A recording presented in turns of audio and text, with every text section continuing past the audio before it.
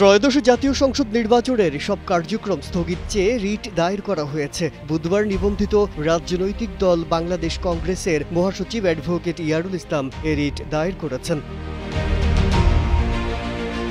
নির্বাহী বিভাগ থেকে নির্বাচন কমিশনের সচিব, রিটার্নিং কর্মকর্তা ও সহকারী রিটার্নিং কর্মকর্তা নিয়োগ অবৈধ ঘোষণা এবং নির্বাচন কমিশন সার্ভিস গঠনে কার্যকর পদক্ষেপ গ্রহণের নির্দেশনা চেয়ে রিট পিটিশন দায়ের করা হয়। রিটে রুল চাওয়া হয়েছে এবং রুলের নিষ্পত্তি না হওয়া পর্যন্ত আগামী জাতীয় সংসদ নির্বাচন স্থগিত চাওয়া হয়েছে। আগামী সপ্তাহে বিচারপতি শিকদার মাহমুদুর রাজির নেতৃত্বাধীন দ্বৈত বেঞ্চে রিটের শুনানি হওয়ার কথা আছে।